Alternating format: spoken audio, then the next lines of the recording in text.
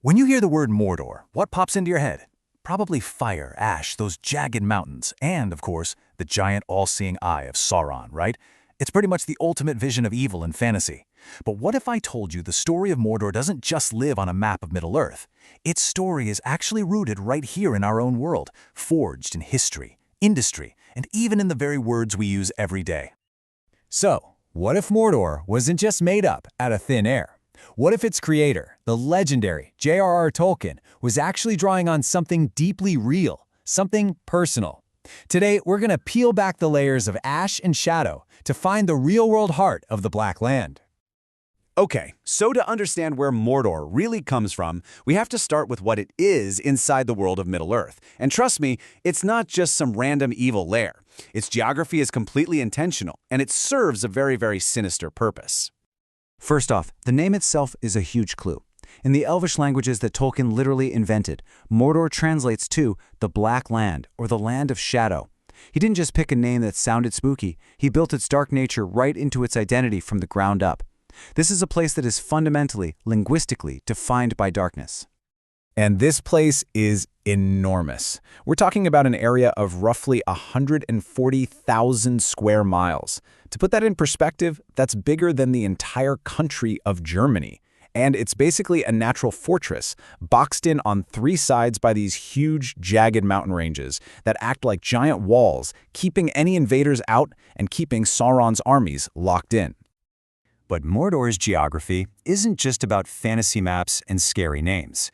No, it goes so much deeper than that. You see, it was born from memory. See, J.R.R. Tolkien, he lived through some of the most dramatic and destructive changes of the 20th century. And he poured his own experiences, everything he saw, right into the foundation of his world.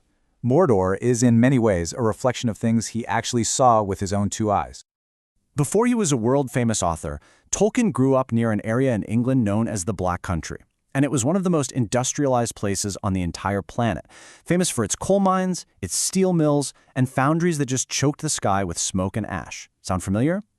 He saw firsthand how industrialization could scar a landscape, turning green fields into a total wasteland. Mordor, with all of its pits and forges and furnaces, is really Tolkien's vision of that destruction taken to its most horrifying extreme. But it wasn't just industry. Tolkien was also a soldier in World War I, and he fought in the Battle of the Somme, one of the deadliest battles in all of human history. The beautiful landscape of northern France was turned into a complete hellscape of mud, craters, and death. And he said it himself in a letter. The dead marshes, that creepy, treacherous swamp right on the border of Mordor, that was a direct reflection of what he saw in the war. He wasn't just writing fantasy, he was processing his own trauma. All right, now for the deepest and maybe most surprising layer of Mordor. Tolkien was a professor of language. I mean, he was obsessed with it. So for him, the ultimate evil wasn't just about big armies and grabbing power, it was about the corruption of truth itself. And what's the fastest way to corrupt truth? You corrupt language.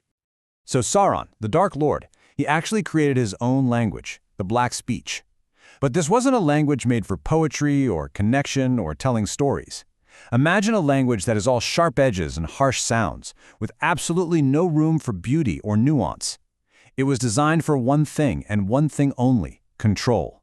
It's what language becomes when you strip it of all meaning and turn it into a pure instrument of power. And Tolkien shows us that this kind of corruption doesn't just happen in some dark tower with a flaming eye on top. It starts in the most ordinary places, in simple conversations, where meaning gets twisted and imagination just gets shut down. Just take this little debate in a pub between our hero Sam Gamgee and a local guy named Ted Sandyman. So Sam, who is full of wonder, says, "Take dragons now." He's speaking poetically, inviting Ted to just consider the idea of dragons. But Ted deliberately misses the point. He shoots back, "There's only one dragon in Bywater, and that's Green," referring to the name of their inn. See what he did there? He uses this super literal, concrete language to just shut down any sense of myth or metaphor. For Tolkien, this is exactly where evil gets its foot in the door, when we use words to deny anything beyond what we can physically see and touch.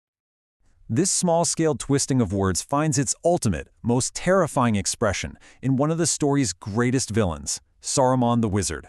His main weapon isn't his magic staff, it's his voice. Saruman's whole philosophy is about breaking things down. He tells Gandalf that white light, which is a symbol of purity and wholeness, is boring. He prefers the many colors you get when you break that light apart with a prism. He thinks that to understand something, you have to destroy it. But as Gandalf points out, once you've broken it, the original wholeness is gone forever. Saruman's logic is all about analysis that doesn't lead to wisdom, but to destruction. And here we see the terrifying end result of Saruman's thinking. His victims, like Gimli the dwarf, they eventually realize that his words have become completely inverted.